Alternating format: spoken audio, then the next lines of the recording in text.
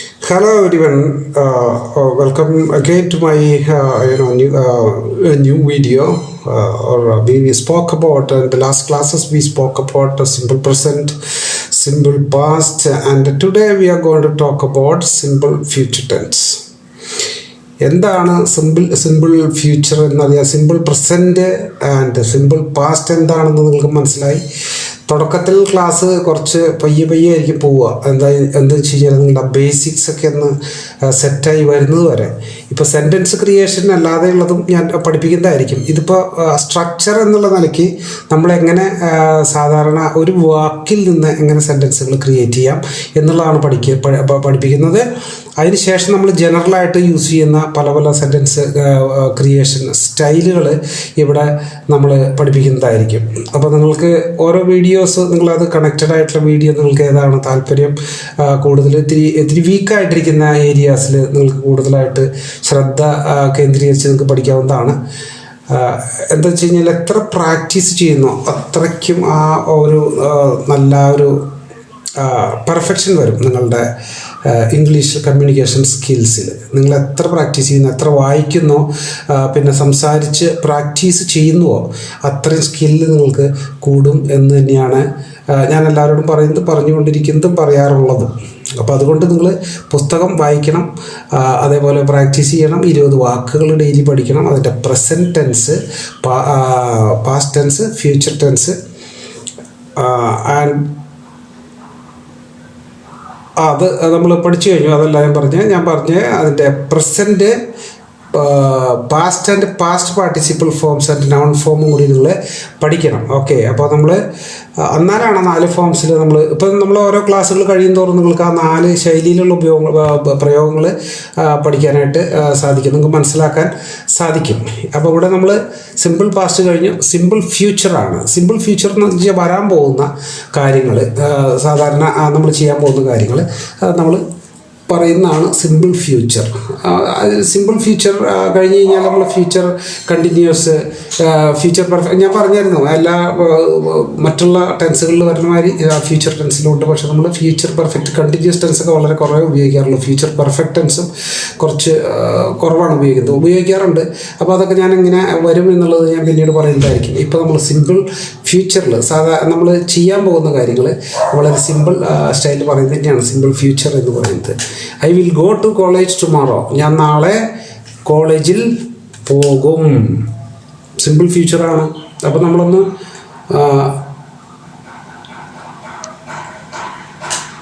അപ്പോൾ നമ്മൾ കോളേജിൽ നാളെ പോകും. I will go to college tomorrow simple future ടെൻസാണ്. അപ്പോൾ അതിൻ്റെ ക്വസ്റ്റ്യൻ എങ്ങനെയായിരിക്കും? ഇന്ന് ഞാനിത് എഴുതി വെച്ചത് എന്താണെന്ന് വെച്ച് കഴിഞ്ഞാൽ നിങ്ങൾക്ക് അത്ര നേരം കളയണ്ട എന്ന് കരുതിയാണ് ഞാനിത് മുന്നേ കൂട്ടി എഴുതി വെച്ചിട്ട് അതിനെ റെക്കോർഡ് ചെയ്യുന്നത്. അപ്പോൾ നമുക്ക് പെട്ടെന്ന് പറഞ്ഞു പോകാം. എന്ന് വെച്ച് കഴിഞ്ഞാൽ ക്ലാസ് അല്ലെങ്കിൽ വളരെ സ്ലോയിലാണ് പോകുന്നത്.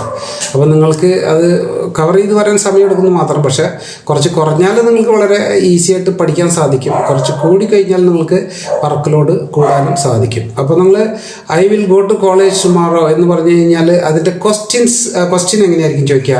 I will go to college tomorrow എന്ന് വെച്ച് കഴിഞ്ഞാൽ ഞാൻ നാളെ കോളേജിൽ പോകും. അപ്പോൾ അതിൻ്റെ ക്വസ്റ്റ്യൻ എങ്ങനെയായിരിക്കും ചോദിക്കുക? Will you go to college tomorrow? Will you go to college tomorrow? Simple ഫീച്ചറിലാണ് നമ്മൾ ഇത് ചോദിച്ചേക്കുന്നത്. Will you go to college tomorrow? നാളെ നീ കോളേജിൽ പോകുമോ എന്നാണ് ചോദിക്കുന്നത്. അപ്പോൾ അതിൻ്റെ ഉത്തരം യെസ് അല്ലെങ്കിൽ നോ ആയിരിക്കും. നാളെ നീ കോളേജിൽ പോകുമോ എന്ന് ചോദിച്ചു കഴിഞ്ഞാൽ ഒന്നില്ലെങ്കിൽ യെസ് ആയിരിക്കും ഉത്തരം, അല്ലെങ്കിൽ നോ ആയിരിക്കും. ഞാൻ പോകും അല്ലെങ്കിൽ പോകില്ല എന്നുള്ളതായിരിക്കാം അതിൻ്റെ ഉത്തരം. അപ്പോൾ യെസ് ആണെങ്കിൽ എങ്ങനെ എഴുതും? യെസ് ആണെങ്കിൽ yes I will go to college tomorrow. Yes ആണെങ്കിൽ I will go to college tomorrow. No ആണെങ്കിലോ?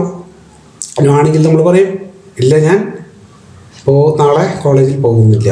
No, I will not go to college tomorrow എന്ന് പറയും.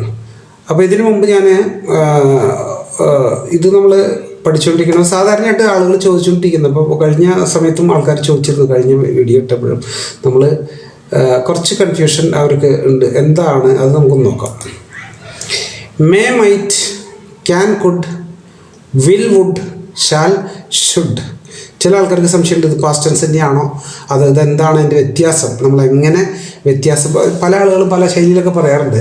അപ്പോൾ എല്ലാവർക്കും കൺഫ്യൂഷനാണ്. അപ്പോൾ ആൾക്കാർ തെറ്റിയൊക്കെ ഉപയോഗിക്കാറുണ്ട്. തെറ്റി എന്ന് പറഞ്ഞു കഴിഞ്ഞാൽ നമ്മൾ സാധാരണയായിട്ട് പ്രയോഗിക്കും. ചില ആളുകൾക്ക് അതിൻ്റെ വ്യത്യാസം മനസ്സിലാവില്ല, ചില ആൾക്കാരുടെ അടുത്ത് അങ്ങ് സാധാരണ പ്രയോഗിക്കാറുണ്ട്. അപ്പോൾ മലയാളികൾ എന്നുള്ള നിലയ്ക്ക് വളരെ അധികം നമ്മൾ ഇംഗ്ലീഷ് കമ്മ്യൂണിക്കേഷൻ നടത്താത്ത നിലയ്ക്ക് നമ്മളത് പ്രാക്ടീസും കുറഞ്ഞു പോകണം. അപ്പോൾ നമ്മൾ പ്രയോഗം വളരെ കുറവാണ്. പക്ഷേ അപൂർവമായിട്ടുള്ള ചില സമയങ്ങളിൽ നമ്മൾ എവിടെയെങ്കിലും എടുത്ത് ഉപയോഗിക്കുന്നുണ്ടെങ്കിൽ, പക്ഷെ നമ്മൾക്ക് അറിയാം കാര്യങ്ങൾ എങ്ങനെയൊക്കെയാണ് പ്രയോഗിക്കുന്നത് എന്നുള്ളത് അറിയാം. പക്ഷേ ചില സ്ഥലത്ത് മാത്രം ഉള്ളൊരു കൺഫ്യൂഷൻ. അപ്പോൾ നമ്മൾ മേ നോക്കുകയാണെങ്കിൽ മേ എന്താണ് സാധാരണ ഒരു ഡൗട്ട് ക്ലിയർ ചെയ്യാനായിട്ട്, ആണോ അല്ലേ ചില ആയിരിക്കാം എന്നുള്ള നിലയ്ക്കൊക്കെയാണ് നമ്മൾ മേ ഉപയോഗിക്കുക. പിന്നെ നമ്മൾ അങ്ങനെ ആകട്ടെ, മേ ഗോഡ് ബ്ലസ് യു, നിന്നെ ദൈവം രക്ഷിക്കട്ടെ, അങ്ങനെ ആകട്ടെ, ആയിരിക്കാം, ഈ രണ്ട് രീതിയിലാണ് മേ നമ്മൾ ഉപയോഗിക്കാറുള്ളത്. ഞാൻ മേ ഐ കമിൻ സർ, ക്ലാസ്സിലേക്ക് ഞാൻ വരട്ടെ എന്ന് ചോദിക്കാം. അപ്പോൾ മേ ഗോഡ് ബ്ലസ് യു, ദൈവം നിന്നെ രക്ഷിക്കട്ടെ. അല്ലെങ്കിൽ അവൻ ചിലപ്പോൾ പോയിട്ടുണ്ടായിരിക്കാം, അങ്ങനെ പറയാറുണ്ട്. അപ്പോൾ മൈറ്റ് എന്താണ് എന്ന് നമുക്ക് നോക്കാം. മൈറ്റ് അതിൻ്റെ പാസ്റ്റ് ടെൻസ് ആയിട്ട് ഉപയോഗിക്കാം.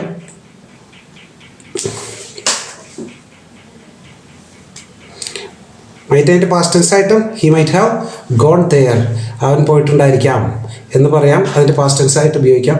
പിന്നെ ഇത് രണ്ടും തമ്മിലുള്ള ആ വ്യത്യാസം, ഫോർമലായിട്ടുള്ള പ്രയോഗം ആയിട്ടാണ് മൈറ്റ് ഉപയോഗിക്കുക. അപ്പോൾ ക്യാനിൻ്റെ കൂടെ കുഡ് ക്യാൻ എല്ലായിടത്തും നമുക്ക് ഉപയോഗിക്കാൻ പറ്റില്ല. അപ്പോൾ കുഡ് നമ്മൾ വളരെ സീനിയർ ആയിട്ടുള്ള ആൾക്കാരോടൊക്കെ സംസാരിക്കുമ്പോൾ ക്യാൻ യു ഡൂ ദിസ് എന്ന് ചോദിക്കാൻ പറ്റില്ല, could you please do this എന്നാണ് ചോദിക്കുക. അപ്പോൾ ഫോർമലായിട്ടുള്ള ഉപയോഗത്തിന് ആണ് മേ. സാധാരണ നമ്മൾ കാഷ്വലായിട്ട് സംസാരിക്കുമ്പോൾ മേ ഉപയോഗിക്കാം. പിന്നെ അതിൻ്റെ മൈറ്റ് വരുമ്പോൾ പാസ്റ്റ് ടെൻസ് ആയിട്ട് ഉപയോഗിക്കാം. പിന്നെ നമുക്ക് ഫോർമലായിട്ടുള്ള യൂസേജിന് മൈറ്റ് ഉപയോഗിക്കാൻ പാടുള്ളൂ. അപ്പോൾ അത് വളരെ ശ്രദ്ധിക്കണം. നമ്മൾ വളരെ ഉയർന്ന നിലയിലുള്ള ഉന്നത സ്ഥാനങ്ങളിലുള്ള ആൾക്കാരോടൊക്കെ സംസാരിക്കുമ്പോൾ ഫോർമലായിട്ടുള്ള യൂസേജ് നമ്മൾ ഉപയോഗിക്കാൻ പാടുള്ളൂ. ക്യാൻ, കുഡ് പാസ്റ്റ് ടെൻസ് ആയിട്ട് ഉപയോഗിക്കുന്നത് തന്നെയാണ്.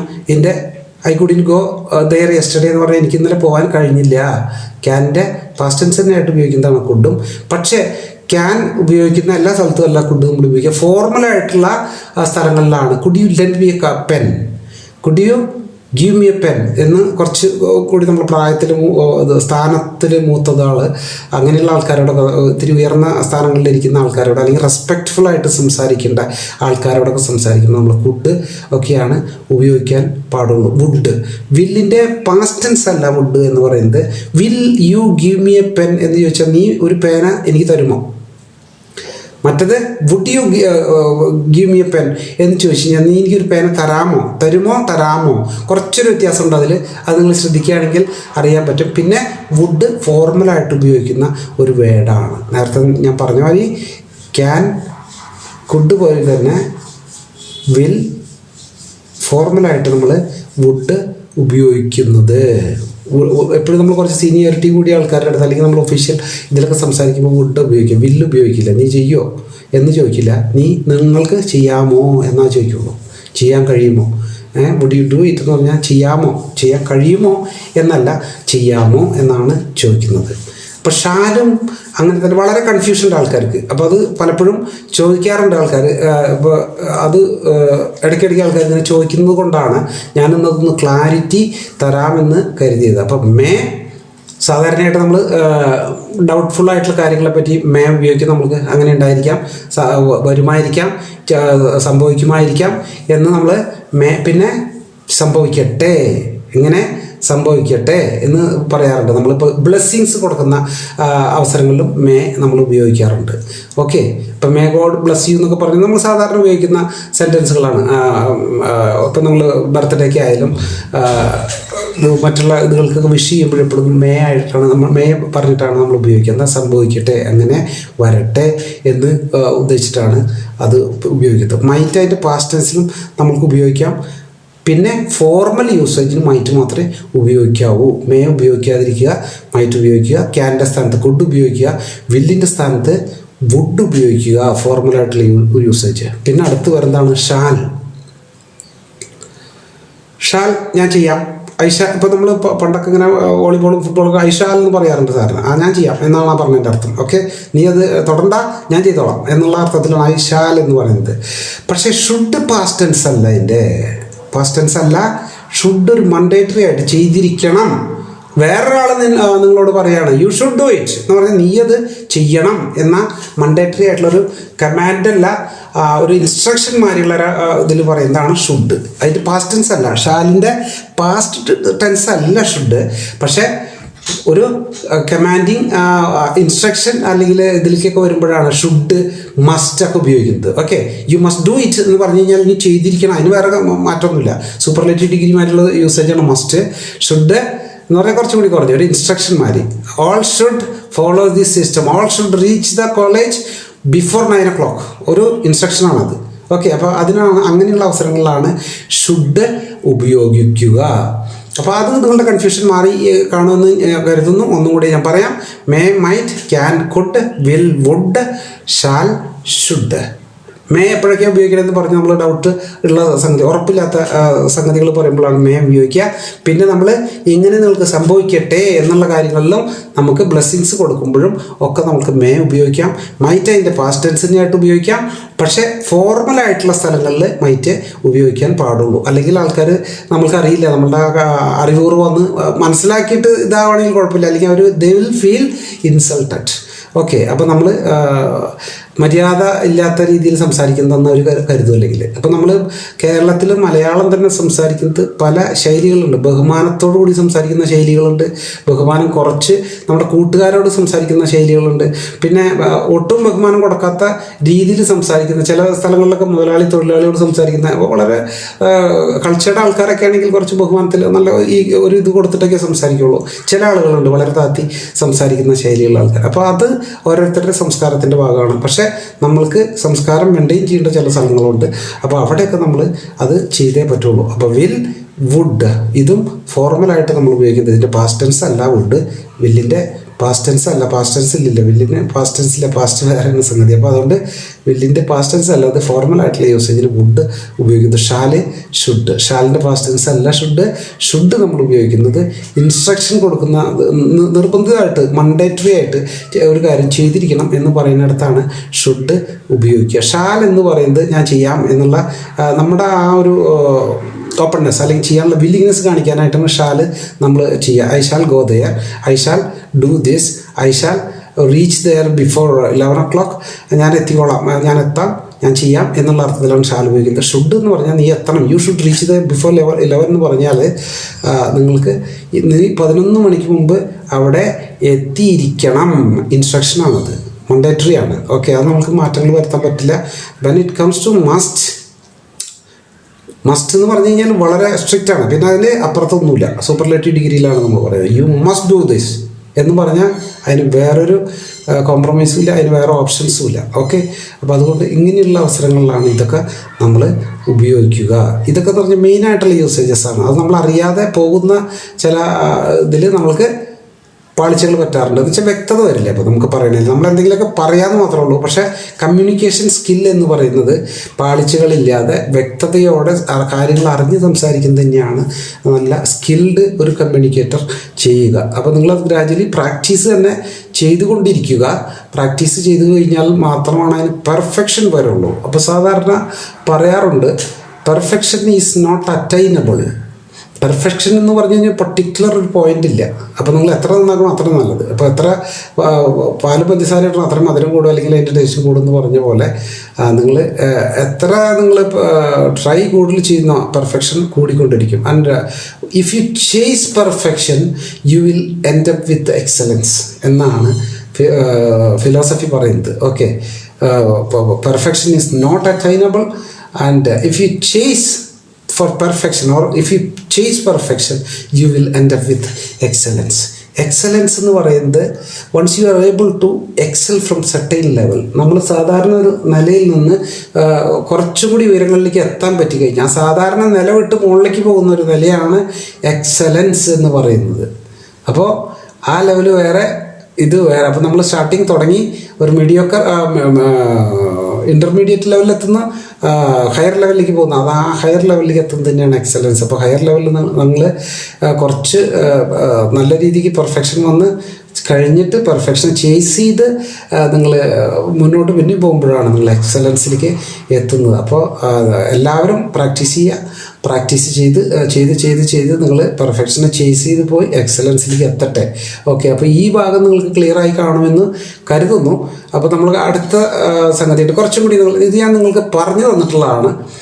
Do, does, did, could, would, shall, may, might, will, use, V1. ഇത് ഞാനൊരു പോയം എഴുതിയിട്ടുണ്ടായിരുന്നു, അതിൻ്റെ ഒരു ഭാഗമാണ്. അത് നിങ്ങൾക്ക് സിമ്പിളായിട്ട് ഞാൻ പറഞ്ഞു തരുന്നത്. പ്രസൻറ്റ് ടെൻസ് ആണ് അവിടെ വെർബിൻ്റെ ഉപയോഗിക്കുക. Do, does, did, could, would, shall, may, might, will. ഇത് നിങ്ങൾക്കൊരു പദ്യം പഠിക്കാം നിങ്ങൾക്ക്. Do, does, did, could, would, shall, may, might, will, use present tense, use V1 എന്ന് പറഞ്ഞാൽ ആ ഒരു പോയട്രിയുടെ ഒരു വേർഡ്സ് മാതിരി വരും. Do, does, did, could, would, shall, may, might, will. Either നിങ്ങൾക്ക് പറയാം യൂസ് V1 എന്ന് വെച്ചാൽ present tense, V2 past tense, V3 past participle. അത് ഒരു പ്രയാസത്തിന് വേണ്ടിയിട്ട്, അങ്ങനെ ഒരു സംഗതി ഒന്നുമില്ല. V എന്ന് വെച്ച് കഴിഞ്ഞാൽ വെർബ് 3, വെർബ് 1, വെർബ് 2, വെർബ് 3 സൗകര്യത്തിന് വേണ്ടി പറയുന്നതാണ്. ഓക്കെ, അപ്പോൾ present tense, past tense, past participle. അപ്പോൾ do, does, did, could, would, shall, may, might, will present ടെൻസേ ഉപയോഗിക്കാൻ പാടുള്ളൂ. ഇത് നിങ്ങളൊരു സെൻറ്റൻസിൽ ഇതിലേതെങ്കിലും ഡുവോ, ഡസ്സോ, ഡിഡോ, കുഡോ, വുഡോ, ഷാൽ, മേ, മൈറ്റ്, വിൽ വച്ചിട്ടുള്ള പ്രയോഗം തുടങ്ങുകയാണെങ്കിൽ വേറെ ഒന്നും ആലോചിക്കേണ്ട, വെർബിൻ്റെ പ്രസൻറ്റ് ടെൻസ് മാത്രമേ ഉപയോഗിക്കാൻ പാടുള്ളൂ. ഇതിൻ്റെ കൂടെ ബി ഒന്നും വരുമ്പോൾ അത് വ്യത്യാസമുണ്ട്. ഈ സാധാരണ ഇത് മാത്രം ഉപയോഗിക്കുന്ന കാര്യമാണ് പറഞ്ഞത്. മറ്റുള്ള പ്രയോഗങ്ങൾ വേറെ, പാസീവ് വോയിസ് മറ്റുള്ള സംഗതികളും പ്രസൻറ്റ് കണ്ടിന്യൂസ്, ഫ്യൂച്ചർ കണ്ടിന്യൂസ് എന്നൊക്കെ പറഞ്ഞ് വരുന്ന സംഗതികളിലൊക്കെ വ്യത്യാസം വരും. അല്ലെങ്കിൽ സാധാരണ പ്രയോഗങ്ങളിൽ പ്രസൻറ്റ് ടെൻസേ ഉപയോഗിക്കാൻ പാടുള്ളൂ. പിന്നെ ഹാസ്, ഹാവ്, ഹാഡ് അത് നമ്മൾ പറഞ്ഞിട്ടുണ്ടായിരുന്നു. ബി, ബീയിങ്, ബീൻ, ബീനൊക്കെ നമ്മൾ സാധാരണ പാസീവ് വോയിസിലൊക്കെയാണ് കൂടുതൽ ഉപയോഗിക്കുന്നത്.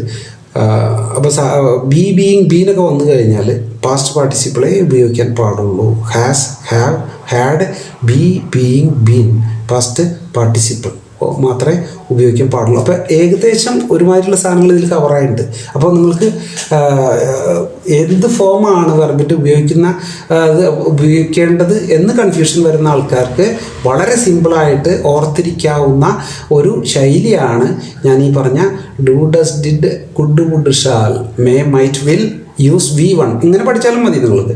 അപ്പോൾ യൂസ് V1 എന്താണെന്ന് വെച്ച് കഴിഞ്ഞാൽ പ്രസൻറ്റ് ടെൻസ് ആണ്. അത് നിങ്ങൾക്ക് അറിയണം എന്താണ് സംഭവം എന്നുള്ളത്. അപ്പോൾ നിങ്ങൾ പെട്ടെന്ന് ഓർത്ത് കഴിഞ്ഞാൽ ഒന്ന് പാടി നോക്കിയിട്ട് നിങ്ങൾ സെൻറ്റൻസ് ക്രിയേറ്റ് ചെയ്യുമ്പോൾ എഴുതാം. വെർബിൻ്റെ ഏത് ഫോം ആയിരിക്കും വരിക, പാസ്റ്റ് ടെൻസ് ആണോ, പാസ്റ്റ് പാർട്ടിസിപ്പിൾ ആണോ, പ്രസൻറ്റ് ടെൻസ് ആണോ എന്നുള്ള കാര്യം വളരെ സിമ്പിളായിട്ട് ഓർക്കാവുന്ന ഒരു ശൈലിയാണിത്. അപ്പോൾ അത് നിങ്ങൾ ഒന്ന് കാണാതെ പഠിക്കുക. വളരെ ഒരു ലൈനല്ലേ ഉള്ളൂ. അപ്പോൾ അത് നിങ്ങൾക്ക് കാണാതെ പഠിക്കാനായിട്ട് സാധിക്കും വളരെ സിമ്പിളായിട്ട്. അപ്പോൾ ഇതൊക്കെ ബേസിക് ആയിട്ടുള്ള കാര്യങ്ങളാണ് ഇംഗ്ലീഷ് പഠനത്തിൽ. അപ്പോൾ ഇത് ഓർമ്മയാക്കിയാൽ ശ്രമിക്കുക. ഇത്രയൊക്കെ ഓർത്താൽ മതി. മറ്റുള്ള കാര്യങ്ങൾ നിങ്ങൾക്ക് തന്നെ ഓട്ടോമാറ്റിക്കായിട്ട് വരും. നിങ്ങൾ പ്രാക്ടീസ് ചെയ്ത് വരും തോറും. Okay, has, have, had, be, being, been. ഏതെങ്കിലും സെൻറ്റൻസിൽ be, it should be done, it is being done, it has been done past participle ആണ് ഉപയോഗിക്കുക. അപ്പോൾ ബി, ബീയിങ്, ബീൻ ഇതിന് പാസ്റ്റ് പാർട്ടിസിപ്പിൾ തന്നെയാണ് ഉപയോഗിക്കേണ്ടത്. അപ്പോൾ ഇത്തരം കാര്യങ്ങൾക്ക് വ്യക്തത വന്നിട്ടുണ്ടാവും എന്ന് കരുതുന്നു. അപ്പോൾ ഇത് വളരെ കാലമായിട്ട് ആൾക്കാർക്ക് സംശയമുള്ളൊരു സംഭവമാണ്.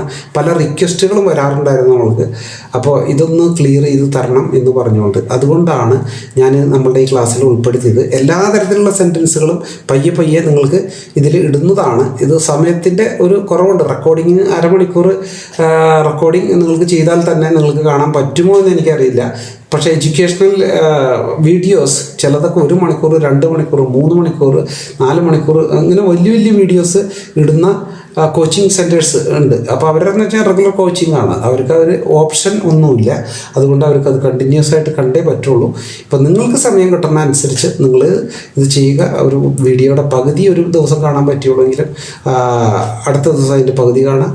അപ്പോൾ ഒരാൾക്ക് ഒരെണ്ണം കണ്ടിട്ട് പിന്നെ സമയം ബാക്കിയുണ്ടെങ്കിൽ അടുത്ത വീഡിയോ കാണുക. അപ്പോൾ അല്ലെങ്കിൽ ഈ 2 പ്രാവശ്യം കാണുക. അപ്പോൾ കൂടുതൽ വ്യക്തത വരും. പിന്നെ നമ്മൾ പ്രാക്ടീസ് ചെയ്യാനായിട്ട് മറക്കാതെ ചെയ്യുക. അപ്പോൾ നമ്മളുടെ ആ റെഗുലർ ഇതിലേക്ക് നമുക്ക് വരാം. Will you go to college tomorrow? നാളെ നീ കോളേജിൽ പോകുമോ? ഫ്യൂച്ചർ ടെൻസ് ആണ്, സിമ്പിൾ ഫ്യൂച്ചറാണ്. അപ്പോൾ യെസ് ആണെങ്കിൽ yes I will go to college tomorrow എന്ന് പറയാം. നോ ആണെങ്കിൽ no I will not go to college tomorrow എന്ന് പറയാം. പിന്നെ നമ്മൾ ക്വസ്റ്റ്യൻ വേർഡുകൾ വച്ചിട്ട് നമ്മൾക്ക് നോക്കാം. Question word what will your mother cook for breakfast tomorrow? നമ്മൾ കുറച്ച് കോളേജ് ഒന്ന് വിട്ടുപിടിക്കാം, ഒന്ന് മാറ്റി പിടിക്കാം. ഓക്കെ, അപ്പോൾ ക്വസ്റ്റ്യൻ വേർഡ് വെച്ച് സിമ്പിൾ പ്രസൻറ്റിൽ നമ്മൾ ഒരു സെൻറ്റൻസ് ക്രിയേറ്റ് ചെയ്യുകയാണെങ്കിൽ വാട്ട് വച്ചിട്ട് ചെയ്യുകയാണെങ്കിൽ what will your mother cook for breakfast tomorrow? നാളെ പ്രാതലിനായിട്ട് നിൻ്റെ അമ്മ എന്താണ് കുക്ക് ചെയ്യാൻ പോകുന്നത്? എന്ത് കുക്ക് ചെയ്യും? എന്ത് ഫുഡാണ് ഉണ്ടാക്കാൻ പോകുന്നത്? What will your mother cook for breakfast tomorrow? നാളെ നിൻ്റെ അമ്മ ബ്രേക്ക്ഫാസ്റ്റിനായിട്ട് എന്തുണ്ടാക്കും എന്നാണ് ചോദിച്ചത്. അപ്പോൾ ഉത്തരം എന്താണ്? ഇപ്പോൾ നമുക്ക് ഇഷ്ടമുള്ള നമ്മുടെ വീട്ടിൽ സാധാരണ ഉണ്ടാക്കുന്ന എന്താണോ അതിനെപ്പറ്റി നമുക്ക് പറയാം. നമ്മളുടെ നാട്ടിൽ കപ്പ വളരെ ഇഷ്ടപ്പെട്ടൊരു സാധനമാണ്. ഓക്കെ, അത് സെൻട്രൽ കേരളയിൽ നിന്നിട്ട് സൗത്തിലേക്ക് വരുന്നതോറും അതൊരു മസ്റ്റായിട്ടുള്ളൊരു ഫുഡാണ്. എല്ലായിടത്തും ഉണ്ട്, എല്ലാ സ്ഥലത്തും കഴിക്കുന്നുണ്ട് നമ്മളുടെ കപ്പ. നല്ലൊരു കോമ്പിനേഷനായിട്ട് മീനും ഇതൊക്കെ ആയിട്ട് കഴിക്കുന്നുണ്ട്. അപ്പോൾ my mother will cook ടപ്പിയോക്ക four breakfast tomorrow. അപ്പോൾ നാളെ എൻ്റെ അമ്മ കപ്പയാണ് ഉണ്ടാക്കുന്നത് ബ്രേക്ക്ഫാസ്റ്റിന്. അപ്പോൾ പുറത്തൊക്കെ പോയാൽ ഇതൊരു വളരെ അപൂർവമായി കിട്ടുന്നൊരു ഫുഡാണ്. അപ്പോൾ നമ്മുടെ നാട്ടിലത് കോമൺ ആണെങ്കിൽ നമ്മൾ പുറം നാടുകളിൽ ജീവിക്കുന്ന ആൾക്കാർക്കൊക്കെ ഇതൊക്കെ വളരെ വൺസ് ഇൻ എ വൈൽ കിട്ടുന്ന ഒരു ഭാഗ്യമാണ് നമ്മളുടെ കപ്പയൊക്കെ കിട്ടുക എന്ന് പറയുന്നത്. ഓക്കെ, അപ്പോൾ my mother will cook ടപ്പിയോക്ക four breakfast tomorrow. അപ്പോൾ അത് എഴുതിയെടുക്കുക. പിന്നെ അടുത്തത് നമുക്ക് നോക്കാം. അപ്പോൾ നമുക്ക് കുറച്ച് സമയം ലാഭമുണ്ട്. നമ്മൾ എഴുതി വെച്ചിട്ട് റെക്കോർഡ് ചെയ്യുമ്പോൾ കുറച്ച് സമയം ലാഭം ഉണ്ട്, അതുകൊണ്ടാണ് ഇങ്ങനെ ചെയ്യുന്നത്. ഓക്കെ, അപ്പോൾ when will your exams start? When will your exams start? നിൻ്റെ പരീക്ഷകൾ എപ്പോഴാണ് തുടങ്ങാൻ പോകുന്നത്? സ്റ്റാർട്ട് വരാൻ കാരണം എക്സാംസ് വന്ന കാരണം. വെൻ വിൽ യുവർ എക്സാം, വില്ല് വന്ന കാരണം സ്റ്റാർട്ട്സ് എന്ന് വരില്ല. അല്ലെങ്കിൽ നമ്മൾ സിംഗുലറിൻ്റെ കൂടെ എസ് ചേർത്തിട്ടുള്ള വിധത്തിലാണ് എഴുതുക. അത് വരും, നിങ്ങൾക്ക് ക്ലിയറായിട്ട് ക്ലാരിറ്റി വരുന്നതായിരിക്കും പിന്നീട്. അപ്പോൾ when will your exams start. പിന്നെ ഞാൻ വില്ല് ഉള്ള ഒരു ഇത് നമ്മൾ പറഞ്ഞില്ലേ, വെർബുകളുടെ യൂസേജ്, അതിൽ വില്ല് വന്നിട്ടുണ്ട്, ഷാൽ വില്ലൊക്കെ വന്നിട്ടുണ്ട്, കുഡൊക്കെ. അപ്പോൾ പ്രസൻറ്റ് ടെൻസ് ഉപയോഗിക്കാൻ പാടുള്ളൂ വില്ല് വന്നു കഴിഞ്ഞാൽ. അപ്പോൾ അതുകൊണ്ടാണ് നമ്മളിവിടെ. അപ്പോൾ നിങ്ങളൊന്ന് പാടി നോക്കുക. Do does did could would shall. പിന്നെന്താണ് പറഞ്ഞത്? പ്രീവിയസ് നോക്കട്ടെ. Do does did could would shall. May might will present tense ആണ് ഉപയോഗിക്കുക. Okay, do does did could would shall, may might will present tense ആണ് ഉപയോഗിക്കുക. അപ്പോൾ അതുകൊണ്ട് നമ്മളിവിടെ വിൽ ഉപയോഗിച്ചിരിക്കുന്നു, പ്രസൻറ്റ് ടെൻസ് ഇവിടെ നമ്മൾ ഉപയോഗിച്ചു സ്റ്റാർട്ട്. ഓക്കെ, അപ്പോൾ അതുകൊണ്ടാണ് നമ്മൾ ആ സ്റ്റാർട്ട് എന്നുള്ള ഇത് ഉപയോഗിച്ചത്. അപ്പോൾ വെൻ വിൽ യുവർ, നമ്മൾ ക്വസ്റ്റ്യൻ വേർഡ് വെച്ചാണ് ചെയ്യുന്നത്. When will your exams start? എപ്പോഴാണ് നിൻ്റെ എക്സാംസ് തുടങ്ങുന്നത്? അപ്പോൾ ഉത്തരം എന്തെഴുതും? My exams will start after 2 weeks. 2 ആഴ്ച കഴിഞ്ഞ് എൻ്റെ എക്സാംസ് തുടങ്ങുകയുള്ളൂ. My exams will start after 2 weeks. 2 ആഴ്ചയ്ക്ക് ശേഷമേ എൻ്റെ എക്സാംസ് തുടങ്ങുകയുള്ളൂ എന്നാണ് പറഞ്ഞത്.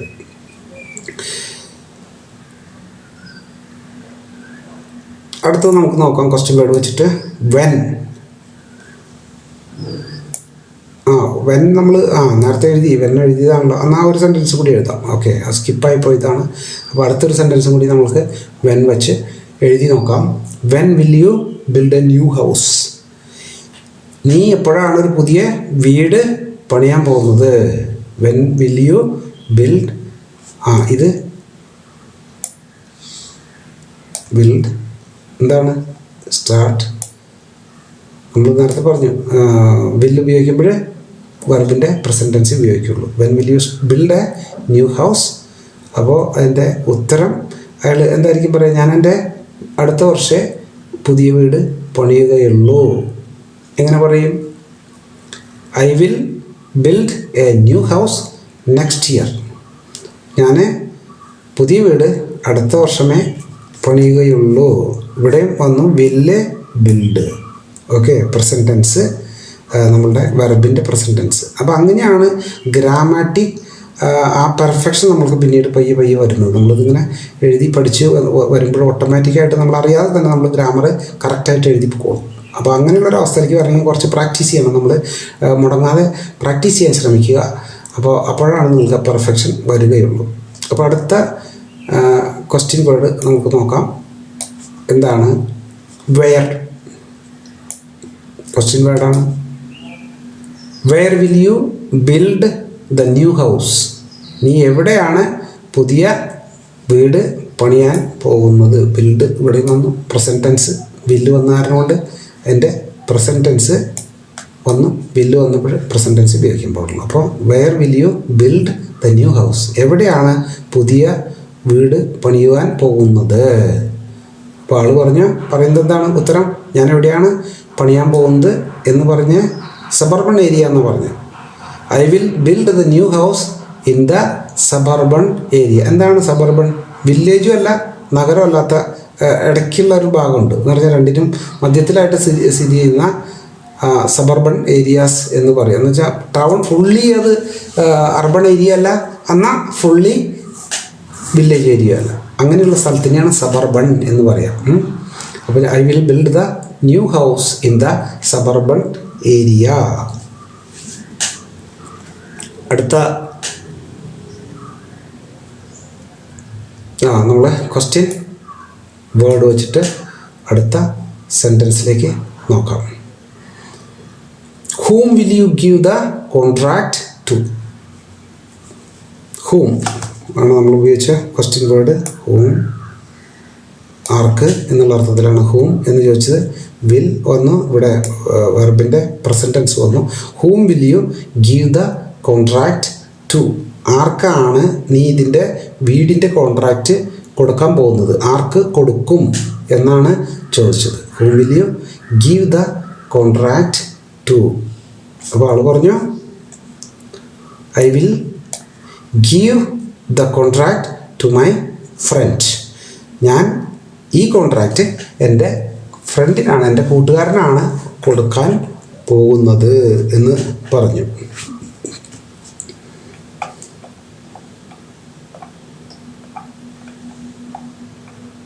അപ്പോൾ ഏകദേശം നമ്മളുടെ ഇന്നത്തെ ക്ലാസ്സുകൾ എത്തിയിട്ടുണ്ട്. ഇനിയിപ്പോൾ ഇതിൽ ക്വസ്റ്റ്യൻ വേർഡുകൾ ഏതെങ്കിലും നോക്കട്ടെ, ഏതാണ് വിട്ടുപോയിട്ട്? Wear, when, ഹൂം.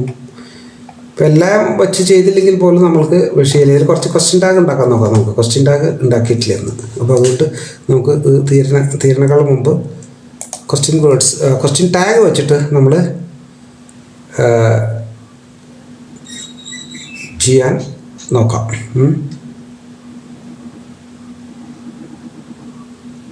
ഇപ്പോൾ ഇയാൾ പറയാണ് U will build a new house next year.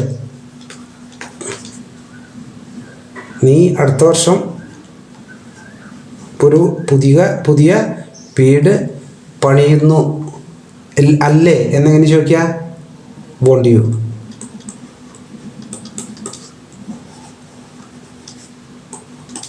Okay, you will build future ടെൻസിൽ വരുമ്പോൾ വോണ്ട് ഇല്ലേ എന്നുള്ള അർത്ഥം നെഗറ്റീവ് അർത്ഥത്തിൽ ചോദിക്കുന്നത് won't. I will not, I won't എന്ന് പറയാം. You will build a new house next year, won't you? അപ്പോൾ നീ അടുത്ത വർഷം ഒരു പുതിയ വീട് പണിയാണ് അല്ലേ എന്ന് ചോദിക്കുന്ന ആ ചോദ്യമാണ് ഈ ക്വസ്റ്റ്യൻ ടാഗ്. ഇത് തന്നെയാണ് ക്വസ്റ്റ്യൻ ടാഗ്. ഫ്യൂച്ചർ ടെൻസിലെ ക്വസ്റ്റ്യൻ ടാഗ് എന്ന് പറയുന്നത് ഇതാണ്, വോണ്ട് യു. ഓക്കെ, അപ്പോൾ അത് ക്വസ്റ്റ്യൻ ടാഗ് എങ്ങനെയാണ് ഉണ്ടാക്കുക. അപ്പോൾ അതിൻ്റെ ഉത്തരം നമ്മൾ പറയുമ്പോൾ വോണ്ട് യു വന്നു കഴിഞ്ഞാൽ യെസ് ഓർ നോ ഉത്തരം നമുക്ക് പറയാം. Yes, I'm going to build I'm going to അല്ല, നമ്മൾ സിമ്പിൾ ഫ്യൂച്ചറാണ് ഇവിടെ പറയുന്നത്. നമ്മൾ വേറെ ടെൻസുകളൊക്കെ മാറ്റി നമുക്ക് ഇതിന് ഉത്തരം പറയാം, പക്ഷേ ചോദിക്കുന്ന ടെൻസിൽ തന്നെ ഉത്തരം പറയാൻ ശ്രമിക്കുക. Yes, I will build a new house next year.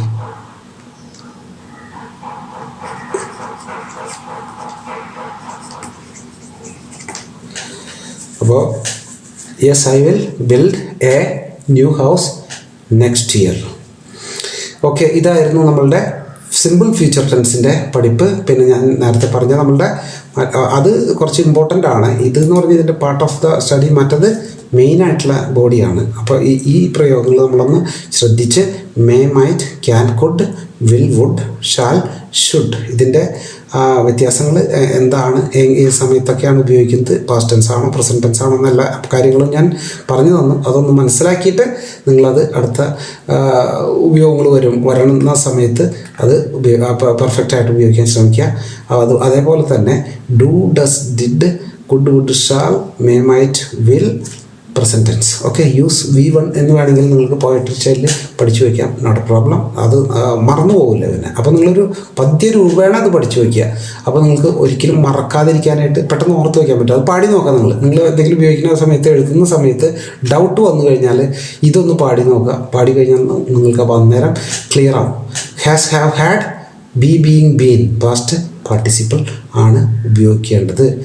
അപ്പോൾ ഡു, ഡസ്, ഡിഡിൻ്റെ ഒക്കെ ഇവിടെ പറഞ്ഞു. ഇതാണ് മെയിനായിട്ടുള്ള പ്രയോഗങ്ങളാണ്. ഈ സംഗതികളൊക്കെ മെയിനായിട്ടുള്ള സ്ട്രക്ചറിൽ വരുന്ന സംഭവങ്ങളാണ്. ഇത് പഠിച്ചു വയ്ക്കുക. എല്ലാ ടൈപ്പിലുള്ള സെൻറ്റൻസുകളും നിങ്ങളെ പഠിപ്പിക്കുന്നതായിരിക്കും. ഇത് നമ്മൾ ഓരോ സൈഡിൽ നിന്ന് തുടങ്ങിയിട്ടുള്ളൂ. ഇത് കുറേ മുന്നോട്ട് പോകുന്നത്. അപ്പോൾ താല്പര്യം ഉള്ള ആളുകൾ സബ്സ്ക്രൈബ് ചെയ്യുക, ഷെയർ ചെയ്യുക, ലൈക്ക് ചെയ്യുക. അപ്പോൾ അപ്പോഴാണ് നമുക്ക് കൂടുതൽ നമ്മുടെ ഈ ഫാമിലിയിൽ കൂടുതൽ മെമ്പേഴ്സ് വരുന്നത്. ഇപ്പോൾ സബ്സ്ക്രൈബ് ചെയ്താൽ you are also a part of this family, our family. അപ്പോൾ നമ്മുടെ ഒരു കൂട്ടായ്മയാണ്. അപ്പോൾ നമ്മൾ പഠിച്ചിട്ടുള്ള ആൾക്കാരുടെ ഡൗട്ട്സ് വന്ന് നിങ്ങൾക്കും ക്ലിയർ ചെയ്യാം. കുറച്ച് സീനിയർ സ്റ്റുഡൻറ്റ് ആയി കഴിയുമ്പോൾ ബിഗിനേഴ്സിന് നിങ്ങൾക്ക് ക്ലിയർ ചെയ്യാൻ വേണമെങ്കിൽ എന്തെങ്കിലും ഡൗട്ട്സൊക്കെ ചോദിച്ചു കഴിഞ്ഞാൽ അപ്പോൾ നമ്മുടെ ഒരു കൂട്ടായ്മയായിട്ട് മുന്നോട്ട് പോകട്ടെ. അതുകൊണ്ട് സബ്സ്ക്രൈബ് ചെയ്യാത്ത ആളുകൾ സബ്സ്ക്രൈബ് ചെയ്യുക, ലൈക്ക് ചെയ്യുക, ഷെയർ ചെയ്യുക. Okay, thank you. See you with the next video tomorrow. Thank U.